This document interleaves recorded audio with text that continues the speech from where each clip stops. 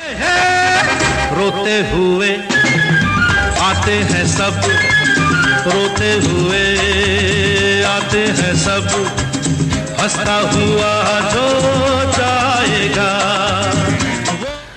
जी हाँ, आज के इस वीडियो में हम बात करने जा रहे हैं रोने पर।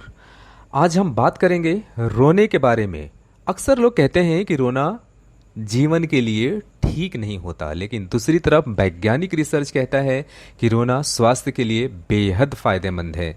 कहते हैं कि जीवन में खुशियों के लिए रोना भी ज़रूरी है, क्योंकि हंसने के साथ रोना भी भावनाएं व्यक्त करने का तरीका है। जिंदगी की भाग दौड़ में इंसानों को कई बार रोने तक की फुर्सत नहीं होती, जिसके चलते डिप्रेशन के मामले लगातार बढ़ रहे हैं।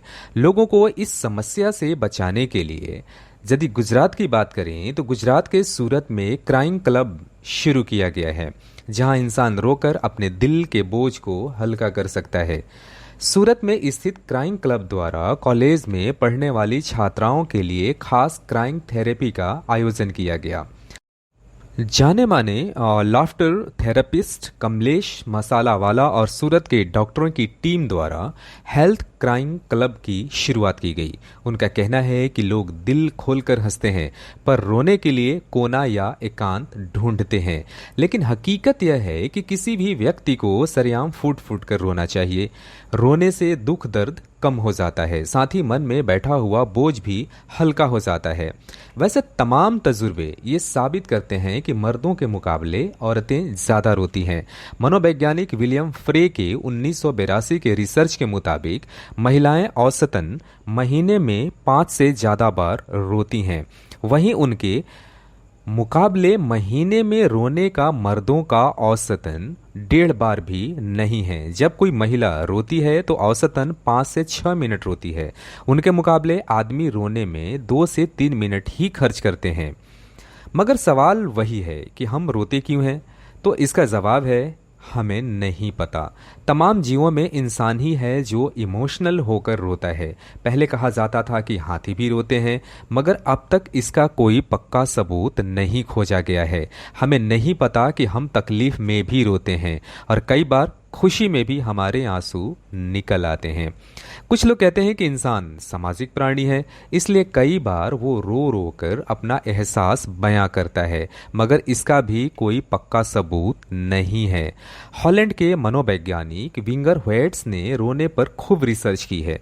वो बताते हैं कि औरतों और मर्दों के बीच रोने का ये फर्क बचपन से ही आ जाता है। हालांकि जब बच्चा पैदा होता है तो लड़की हो या लड़का, दोनों ही बराबर रोते हैं।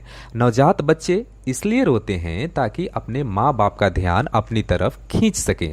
वैसे हम आपको ये नई बात नहीं बता रहे हैं, जाहिर सी बात है। फिर क्या होता है कि बड़े होने पर औरतों और मर्दों में रोने का इतना फर्क आ जाता है? इसमें अलग अलग समाज के माहौल का भी असर पड़ता है। जहाँ पर रोने को बुरा नहीं मानते, उन देशों में लोग खूब रोते हैं। वहीं जहां रोना बुरा माना जाता है, वहां पर लोग कम रोते हैं। फिंगर व्हेट्स के रिसर्च में एक और दिलचस्प बात सामने आई है, वो ये कि अमीर देशों में लोग ज्यादा रोते हैं। कुछ लोग कहते हैं कि इंसान सामाजिक प्राणी है, इसलिए कई बार वो रो रो कर अपना एहसास बयां करते हैं, मगर इसका भी कोई पक्का सबूत नहीं है। शायद ज़रूरत से ज़्यादा इमोशनल हो जाने पर लोग रोने लगते हैं। विंगर व्हेट्स अपने तजुर्बे में बताते हैं कि लोग रोने के बाद बेहतर महसूस करते हैं। 2015 में उन्होंने कुछ लोगों से कुछ खास फिल्में देखने को कहा। फिल्म देखने से पहले उनका मूड पूछा गया, फिर फिल्म देखने के बाद के उनके एहसास बयां करने को कहा गया। इनमें से एक बहुत ही इमोशनल फिल्म थी, तो दूसरी कॉमेडी फिल्म। फिल्म देखने के 20 मिनट के बाद लोगों से एक फॉर्म भरवाया गया। यही फॉर्म उसके 2 घंटे के बाद भी भरने को कहा गया। इस तजुर्बे के नतीजे एकदम साफ थे। जो लोग फिल्म देखते वक्त नहीं रोए, उनकी दिमागी हालत में कोई फर्क नहीं दिखा। वहीं रोने वालों के फॉर्म में 20 मिनट के बाद और 2 घंटे के बाद के हालात में काफ़ी बदलाव दिखा। वो रोने के बाद अच्छा महसूस कर रहे थे। कुल मिलाकर रोना का रहस्य अभी भी रहस्य ही है। इस पर अभी और रिसर्च की ज़रूरत है। शायद तब हमें रोने की वजह मालूम हो।